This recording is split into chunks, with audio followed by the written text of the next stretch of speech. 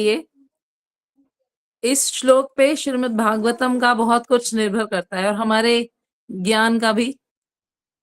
हरे कृष्णा। आप कुछ कह रहे हैं माता जी? कैमरा चल नहीं रहा है माता जी, तो हम आज ऑडियो क्लास कर लेते हैं। आपको आवाज ठीक से आ रही है? हाँ जी माता जी, आवाज क्लियर है। ओके, थैंक यू माता जी। तो बहुत सुंदर अध्याय है।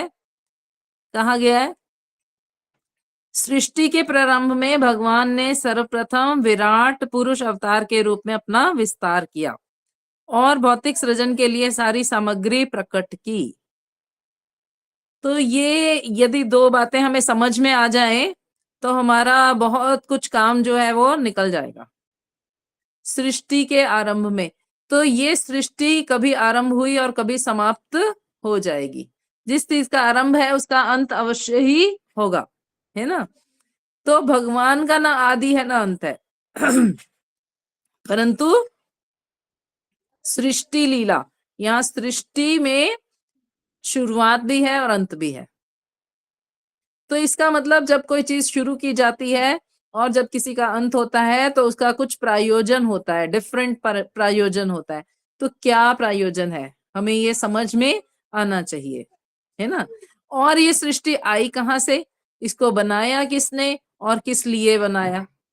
तो यहाँ कुछ चीजों का उत्तर दिया गया है कि पहले भगवान थे, भगवान का धाम था, भगवान का सब कुछ था, परंतु भौतिक सृष्टि नहीं थी। तो भगवान ने भौतिक सृष्टि को बनाया और भगवान ने इस भौतिक सृष्टि के जितने भी पदार्थ थे उनको भी उत्पन्न किया। तो इसका मतलब सब कुछ भगवान से है। इस भौतिक सृष्टि में ऐसा कुछ भी नहीं है जो भगवान से अलग हो। कुछ लोग कई बार कहते हैं कि भौतिक सृष्टि जो है वो मिथ्या है, झूठ है, परंतु जब ये भगवान से है तो झूठ कैसे हो सकती है। तो ये झूठ तो नहीं है। इसका अर्थ है ये एक क्रिया है जो भगवान ने की है और इसका प्रायोजन है। तो इसका प्रायोजन समझना बहुत आवश्यक है। दूसरा, यहाँ पे कहा गया है 16 मुख्य सिद्धांत, 16 तत्व उत्पन्न हुए। तो ये 16 तत्व क्या है और इन तत्वों का सिद्धांत क्या है, अगर ये समझ में आ जाए तब भी हमारा कार्य सिद्ध हो जाएगा। तो इतना डिटेल में तो हम नहीं समझ सकते क्योंकि हम बार बार भूल जाते हैं। मैं भी कितनी बार पढ़ती हूँ फिर भूल जाती हूँ, परंतु जो मुझे एक चीज समझ में आई वो बहुत ही अच्छी है, वो मैं आपके साथ शेयर करती हूँ कि ये जो 16 तत्व है ना, आ, ये जीव के ऊपर हावी हो जाते हैं। तो इन 16 तत्वों से यदि हमें मुक्ति पानी है तो हमें क्या करना होगा, हमें 16 बार इससे मुक्ति पाने का उपाय करना होगा। तो यहाँ ये बहुत ही सुंदर बात है कि हम 16 की उसमें आएंगे, यानी नंबर हमें चाहिए होगा, है ना। देखो भगवान ने ऐसा तो नहीं कहा कि अनगिनत तत्व उत्पन्न किए, नहीं, भगवान ने गिनकर किए और उनका प्रायोजन भी डिफरेंट डिफरेंट था कि ये तत्व ऐसे कार्य करेगा, ये तत्व ऐसे कार्य करेगा। हर तत्व भिन्न भिन्न प्रकार से कार्य करता है और वो अपना कार्य सही प्रकार से करता है। तो फिर हमें भी 16 जो है ना, 16 उस तत्वों से मुक्त होने के लिए 16 शक्तियां चाहिए, या हम एक ही शक्ति को 16 टाइम्स रिमाइंड करें ताकि वो हर बार 16 के 16 तत्वों पर चोट करे। जैसे होता है ना, कोई चीज गंदी है उसको रगड़ के साफ करना है, तो कितना एरिया साफ करना है, उतना एरिया को पूरे को बार बार रगड़ा जाएगा। तो यहाँ 16 तत्व हैं जिनसे हमें छुटकारा पाना है और उन 16 तत्वों से छुटकारा पाने के लिए 16 नाम, हरे कृष्ण कृष्ण कृष्ण हरे हरे, हरे राम राम राम हरे हरे। तो जब हम ये 16 अक्षर वाला महामंत्र जपेंगे तो उन 16 के 16 तत्वों के ऊपर एक ही बार में प्रहार होगा। तो कुछ लोग कहते हैं ये मंत्र बड़ा लंबा है, हमें छोटा मंत्र राम राम जप लेते हैं, उसमें क्या फर्क पड़ता है। तो आप राम राम जप रहे हो ना, तो आपका 5 तत्वों पर ही प्रभाव आएगा या 3 तत्वों पर ही प्रभाव आएगा, बाकी तत्व क्या हो जाएंगे, बचे रहेंगे। तो इस प्रकार इस कलयुग में हरे कृष्ण महामंत्र जो है, तो ये कहा क्या कहा गया, 16 अक्षर और 32 वर्ण वाला मंत्र जो है, इसको जपने से हमारा कल्याण निश्चित रूप से हो जाता है। तो यहाँ ये शुरुआत है। इस 16 शब्द और 32 वर्ण वाला ये मंत्र इस कलयुग में हमारा कल्याण कर सकता है। कैसे? डेफिनेटली करेगा ही। क्या? क्यों? क्योंकि ये 16 के 16 तत्वों पर एक ही बार में कार्य करता है ना। तो ये छोटी सी समझ हमें पकड़ के रखनी है। जितना हम महामंत्र करेंगे उतने हमारे 16 तत्व जो हैं वो एक्टिवेट होते रहेंगे और वो भौतिक से आध्यात्मिक हो जाएंगे, और हमारा जो सोच का प्रोसेस है, हमारा जो मन बुद्धि अहंकार है, वो भी शुद्ध हो जाएगा। तो किसी और मंत्र से क्यों नहीं, यहाँ ये एक पॉइंट है ना। और दूसरा जो श्रील प्रभुपाद ने कहा है, पुरुष अवतार के बारे में हम जाने, भगवान का पुरुष अवतार क्या होता है। तो भगवान ने 3 पुरुष अवतार लिए हैं। सर्वप्रथम है कारणोदकाई विष्णु। तो कारण, सृष्टि का कारण क्या है, तो बहुत सुंदर बात कही गई है कि जब जीवात्माएं इस सृष्टि से प्रैक्टिस करके भगवान की सेवा में जाना चाहती हैं, कुछ जीवात्माएं जो रिबिलियस हो गई, वो कहाँ जाएं अब सुधरने के लिए, है ना। तो भगवान को प्रार्थना करती हैं कि हम सुधरना चाहते हैं, हमें कुछ अवसर प्रदान किया जाए। तो वो भगवान विष्णु ऐसा एक शरीर धारण करते हैं, उनके शरीर में वो सारी जीवात्माएं आ जाती हैं कि आओ मैं तुम्हारा कल्याण करूंगा। तो वो क्या है, कारण। कारण क्या है, कुछ जीवात्माएं भगवान की सेवा करना सीखना चाहती हैं, है ना। तो दूसरा अवतार है गर्भोदक्षाई विष्णु। पहला है कर्णोदक्षाई विष्णु, वो कारण समुद्र में रहते हैं, और कारण ये है कि कुछ जीवात्माएं भक्ति करके वापस भगवत धाम जाना चाहती हैं, तो भगवान उनकी सहायता कर रहे हैं। तो जितनी भी इस भौतिक जगत में जीवात्माएं है ना, उन्होंने क्या प्रार्थना की, हम भगवत धाम वापस जाना चाहते हैं, पर हम वो भूल गए और इस भौतिक जगत में आकर पुनः कुछ और करने लग गए। तो हम सब ने ये प्रार्थना की हुई है। कोई बात नहीं आ रही तो वॉइस आ रही, आवाज आ रही है ना। आप चुप रहो के बोलो। तो दूसरा अवतार होता है गर्भोदक्षाई विष्णु। तो गर्भोदक्षाई विष्णु क्या होते हैं, हर ब्रह्मांड में कारण उदगाय विष्णु जो है, उनके शरीर से ब्रह्मांड निकलते हैं, अनंत कोटि ब्रह्मांड। श्रील प्रभुपाद कहते हैं रोमकूपों से असंख्य ब्रह्मांडों की उत्पत्ति होती है, और प्रत्येक ब्रह्मांड में एक गर्भोदक्षाई विष्णु होते हैं। तो हमें ये याद रखना है, गर्भ को धारण करने वाले, है ना, गर्भ को धारण करने वाले, गर्भ से निकलेगा ना जो भी निकलेगा। गर्भ यानी वो गुप्त गुह्य स्थान, है ना, गुह्य स्थान, जहां से हम प्रिपरेशन शुरू करते हैं, जहां से हमें क्या मिला, सुविधाएं मिलनी शुरू हुई कि हाँ अब तुम ये कार्य करना शुरू कर सकते हो। तो गर्भोदक्षाई विष्णु, तो एक प्रॉपर ब्रह्मांड में हमारी उत्पत्ति करने के लिए गर्भोदक्षाई विष्णु दूसरे रूप में प्रकट हो जाते हैं, और फिर असंख्य जीवात्माएं उत्पन्न होती हैं, परंतु कोई भी जीवात्मा कुछ भी कर नहीं पाती। क्यों नहीं कर पाती? क्योंकि उसके पास प्रॉपर शक्ति नहीं है। क्यों शक्ति नहीं है? तो गुरु महाराज बहुत सुंदर बात कहते हैं, क्योंकि जैसे एक अग्नि जल रही हो बहुत बड़ी, तो उसमें जो चिंगारी होती है उसके पास वो वैसे रेड होती है और ब्राइट होती है, लाल होती है और गर्म होती है, परंतु जैसे ही वो चिंगारी अग्नि से बाहर निकल के गिर जाती है तो क्या हो जाती है, वो ब्लैक हो जाती है ना, बुझ जाती है, राख बन जाती है। तो इसी प्रकार जब तक हम भगवान की सेवा में थे, हमारे पास एनर्जी थी सब कुछ करने की। जब हम सेवा से अलग हुए, रिबेलियस हुए, तो वो एनर्जी चली गई। तो अब हम क्या करें? तो भगवान दया करके पुनः हमारे साथ इस शरीर में प्रकट हो जाते हैं। तो वो है क्षीरोदक्षाई विष्णु, जो परमात्मा रूप में हमारे हृदय में हमारे साथ, जीवात्मा के साथ हमेशा रहते हैं। तो ये जो 3 विष्णु है ना, ये भगवान के पुरुष अवतार हैं। और यदि कोई व्यक्ति इस बात को मनन करता रहेगा और रोज दोहराता रहेगा, तो कहते हैं वो दोबारा गर्भ योनि में नहीं जाएगा। सोचिए कितना आवश्यक है ये मनन करना, और ये मनन करने से हमारा कितना शुद्धिकरण हो जाएगा कि भगवान हृदय में हमारे साथ बैठे हैं। भगवान ने ही हमें ये सुविधा प्रदान करी है, शरीर और शरीर के संबंधी और आसपास का वातावरण, किस लिए कि हम सुधर के जो कारण हमने लिया था कि हम भगवत धाम वापस जाना चाहते हैं, उस कारण को ठीक से निभा पाए। तो ये 3 अवतार, कर्णोदक्षाई विष्णु, गर्भोदक्षाई विष्णु, क्षीरोदक्षाई विष्णु, भगवान के पुरुष अवतार कहलाते हैं। तो जब हम इन पुरुष अवतारों के बारे में समझ जाएंगे तो फिर यहाँ क्या कहा गया है, बहुत सुंदर बात कही गई है कि हम भाग्यशाली होते हैं। कहते हैं जो जीव इतने भाग्यशाली होते हैं कि भौतिक संसार में अनेकानेक जन्मों के बाद इस सत्य को ग्रहण करके वासुदेव के चरण कमलों की शरण में जाते हैं, जीवों के साथ भगवान के धाम में प्रवेश करने के अधिकारी होते हैं। जो इस बात को समझ जाते हैं तो वो क्या करते हैं, वासुदेव की शरण में जाते हैं। यानी जब तक हम इसका मनन नहीं करेंगे तब तक हम कृष्ण की शरण में जा नहीं पाएंगे। कृष्ण ने ये 3 अवतार धारण किए हमें हमारी प्रार्थना सुन के इस भौतिक जगत से प्रैक्टिस कराने के लिए। हम भूल जाते हैं तो पुनः आके वो हमें याद दिलाते हैं कि तुम छूटना चाहते थे इससे, इसमें ही नहीं रहना चाहते। तो यदि हम ये याद रखेंगे तो हमारा कार्य सिद्ध हो जाएगा।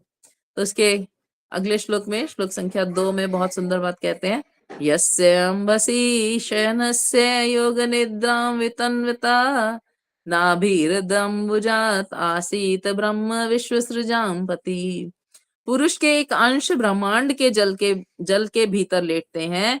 उनके शरीर के नाभि सरोवर से एक कमल नाल अंकुरित होता है और इस नाल के ऊपर खिले कमल पुष्प से ब्रह्मांड के समस्त शिल्पियों के स्वामी ब्रह्मा प्रकट होते हैं। तो पहला था कारण और अब है गर्भोदक्षाई विष्णु। गर्भोदक्षाई विष्णु से कौन प्रकट हुआ, ब्रह्मा जी प्रकट हुए और ब्रह्मा जी को ये सेवा दी गई कि आप जीवों को उनकी इच्छा के अनुरूप शरीर प्रदान करो। यानी भगवान ने ब्रह्मा जी का रूप धारण किया, इसलिए धारण किया ताकि हमारी इच्छा के अनुसार हमें सुविधा प्राप्त हो जाए। अगर भगवान की इच्छा के अनुसार हम चलते तो फिर तो हमें यहाँ आने की जरूरत ही नहीं पड़ती, परंतु हम तो नहीं मानते भगवान की इच्छा। इसलिए भगवान क्या करते हैं, मैं तुम्हारी इच्छा मानता हूँ। जैसे होता है ना, एक लाडला बच्चा है तो हम क्या करते हैं, उसकी जिद पूरी करते हैं और जहां आवश्यक होता है वहां हम उसकी सहायता भी कर देते हैं कि जिद के बाद ये सुधर जाए। तो भगवान भी ऐसे हमारी जिद भी पूरी कर देते हैं और हमें सुधारने का प्रयास भी करते रहते हैं। तो ये जो हमें मिला है ना, ये हमने डिमांड किया है, भगवान ने अपनी मर्जी से नहीं दिया है। अब सोच के देखिए, हम कहते हैं भगवान आपने मुझे ये क्यों दे दिया, ये ऐसा क्यों कर दिया, वैसा क्यों कर दिया। तो भगवान ने हमें जो दिया है वो हमने भगवान से मांगा है। चाहे हमने भक्त संग मांगा हो, चाहे हमने जगत संग मांगा हो, चाहे हमने सुविधाएं मांगी हो, हाँ सब चीजें पैकेज में आती हैं। हमने मांगा था कि हमें गृहस्थी चाहिए तो गृहस्थी मिलेगी, तो उसके साथ फिर सुख और दुख भी मिलेंगे। हमने मांगा हमें ब्रह्मचर्य चाहिए तो ब्रह्मचर्य के सुख दुख मिलेंगे। हमने मांगा हम सन्यासी बनना चाहते हैं तो सन्यासी के सुख दुख मिलेंगे। हम मांगे कि हम ब्रह्मचारी रहना चाहते हैं तो ब्रह्मचारी। तो इस प्रकार क्या होगा, जो हम मांगेंगे वही मिलेगा, परंतु वो पैकेज में आता है। केवल सुविधा नहीं आएगी, उसके साथ उसका टफ वाला पार्ट भी आएगा, क्योंकि ये भौतिक जगत है ना, द्वंद्वमय है, 2 चीजें आएंगी, एक नहीं आएगी। हम एक ही चाहते हैं। गुरु महाराज बहुत सुंदर उदाहरण देते हैं। गुरु महाराज कहते हैं लोग मुर्गी को चाहते हैं परंतु उसके पीछे वाले हिस्से को, कि सोने का अंडा मिले और दाना खिलाना ना पड़े। तो क्या मुर्गी जीवित बचेगी? यदि मुर्गी को दाना नहीं खिलाया जाएगा, ये कथा सबने सुनी होगी ना, एक मुर्गी सोने का अंडा देती थी तो व्यक्ति ने मार दिया, एक ही दिन में मैं सारे अंडे ले लेता हूँ। हाँ, तो मुर्गी को दाना खिलाना नहीं चाहते, हम सोने का अंडा चाहते हैं। कैसी हमारी बुद्धि है, कैसी हमारी मेंटेलिटी है। ये शास्त्र की बात है। शिल भक्ति सिद्धांत सरस्वती ठाकुर गोस्वामी महाराज ने एक बहुत सुंदर बुक लिखी है, उपदेशाख्याने। उसमें उन्होंने ऐसी बहुत सारी उदाहरण दिए हैं कि ये जीवन में ये कहावतें बनी हुई हैं, ये जीवन में मुहावरे बने हुए हैं। ये क्यों बने हुए हैं? क्योंकि हमारी बुद्धि का सोच का स्तर ऐसा है। तो आप सोच के देखिए, कोई हमें ऐसा बोले, हम कहेंगे नहीं नहीं, हम तो ऐसे नहीं है। परंतु जब भी हम भगवान से कुछ मांगते हैं, क्या हम ये सोच पाते हैं कि इस पैकेज में इसके साथ नेगेटिव क्या आएगा? नहीं सोच पाते हैं, परंतु नेगेटिव आएगा ही। तो यहाँ भगवान ने गर्भोदक्षाई विष्णु ने ब्रह्मा जी को उत्पन्न किया और ब्रह्मा जी को बोला, जो जीवात्मा जैसा शरीर चाहती है उसको वैसा शरीर प्रदान किया जाए, उसको वैसी सुविधा प्रदान की जाए। तो सुविधा के साथ असुविधा भी आई, परंतु ये सब हमारा डिमांड किया हुआ है। हमारे जीवन में कुछ आ रहा है या कुछ जा रहा है तो हमने मांगा हुआ है, ये उस पैकेज का पार्ट है। अब हमें जो प्रभु जी समझाते हैं ना, कई बार मुझे समझ में आ रहा होता है पर उसको प्रैक्टिकल नहीं कर पाते हम। प्रभु जी ने प्रैक्टिकल किया है। प्रभु जी कहते हैं नो कंप्लेंट, कोई कंप्लेंट नहीं करना।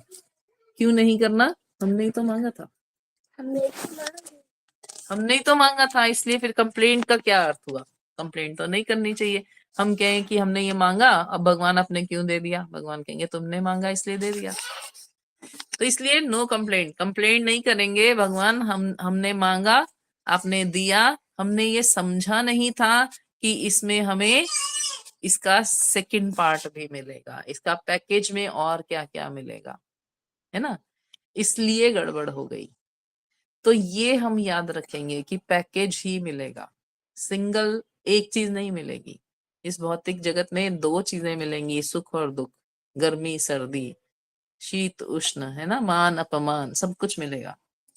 और सब कुछ लेकर हमें करना क्या है? भगवान का भजन करने की प्रैक्टिस करनी। हम उससे जितनी जल्दी निकलेंगे, जितनी जल्दी अपने आप को न्यूट्रलाइज करके आगे बढ़ जाएंगे, उतनी जल्दी हम अपना कार्य सिद्ध कर पाएंगे। और जितनी जल्दी हम उस मान अपमान में, सुख दुख में फंसे रहेंगे, उतना समय हम नष्ट कर देंगे अपने भजन का। तो ये ब्रह्मा जी का जन्म किस लिए हुआ?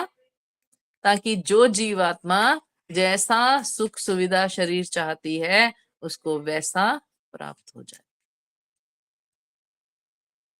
तो ये दूसरे विष्णु यानी गर्भोदक्षाई विष्णु और ब्रह्मा जी के कॉम्बिनेशन से क्या हुआ? हम जो चाहते थे वो हमें प्रैक्टिकली मिला, है ना? वो हमें प्रैक्टिकली मिला। तो अब हम उसको, क्या हम उसको कर पा रहे हैं?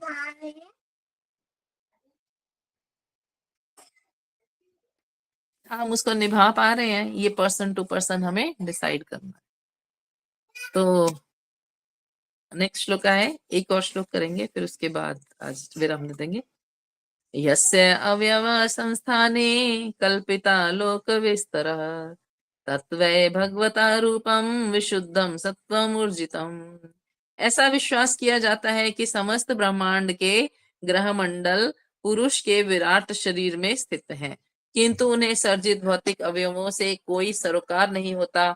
उनका शरीर नित्य आध्यात्मिक अस्तित्व में है जिसकी कोई तुलना नहीं है। ब्रह्मा जी ने जो ब्रह्मांड बनाया, ब्रह्मा जी ने जो इतने लोक उत्पन्न किए, ब्रह्मा जी ने जो इतने जीवात्माएं उत्पन्न की, ये सब सृष्टि का आगे विस्तार किया, क्या वो भगवान के बिना हो सकता था? नहीं, है ना? तो यहाँ कहा यस्य अव्यय संस्थाने, जिसके शरीर का विस्तार ग्रह मंडल के रूप में हुआ, यानी भगवान के शरीर का विस्तार ग्रह मंडल के रूप में हुआ। वो जो गर्भनाल है ना, उसी में सारे ग्रह मंडल स्थित हैं, उसी में सौर मंडल स्थित हैं, उसी में सारे ग्रह और सारे सौर मंडल, जिसको हम आकाश गंगा कहते हैं, उसी में स्थित है। किसमें? वो गर्भनाल के आसपास। भगवान गर्भोदक्षाई विष्णु से जो गर्भनाल निकली जिसपे ब्रह्मा जी विराजमान हुए, उसी के आसपास ब्रह्मा जी ने सारी सृष्टि की, है ना? तो यहाँ बहुत सुंदर बात कही गई है कि भगवान का नित्य रूप प्रकृति के गुणों से परम आध्यात्मिक या दिव्य है। यही दिव्य रूप भगवान की अंतरंगा शक्ति से प्रकट होता है और अनेक अवतारों के रूप में उनका स्वरूप वैसे ही दिव्य गुण वाला बना रहता है, उसमें महतत्व का किंचित स्पर्श नहीं रहता। यानी भगवान कैसे हैं? एक ही साथ उनसे जो चीज प्रकट हुई वो और उनसे भिन्न भी, है ना। तो भगवान को कहा गया है, हमारे गौड़िया मठ में बहुत सुंदर तत्व दर्शन है, भेद अभेद तत्व। हम भगवान के सदैव भगवान जैसे भी हैं और भगवान से अलग भी हैं। तो भगवान जैसे कैसे हैं? हम चेतन हैं, हमें वही वही गुण हैं जो भगवान में है। और अलग कैसे हैं?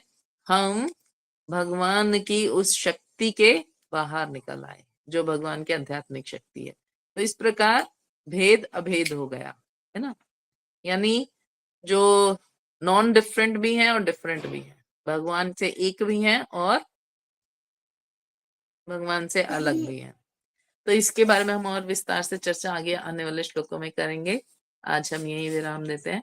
1, 2, 3 श्लोक हमने कवर किए। Hare Krishna. Sorry for being late. हो गई आपकी क्लास? हरे कृष्णा बोलो सबको। हरे कृष्णा। धन्यवाद। हरे कृष्णा। वंचा कल्पतरुभ्यश्च कृपा सिन्धुभ्य एव च पतितानां पावनेभ्यो वैष्णवेभ्यो नमो नमः। हरे कृष्णा। हरे कृष्णा। हरे कृष्ण माता जी, धन्यवाद प्रणाम। हरे कृष्णा। सभी को हरे धन्यवाद कृष्णा प्रणाम। माता जी, धन्यवाद प्रणाम। थैंक यू माता जी। हरि बोल।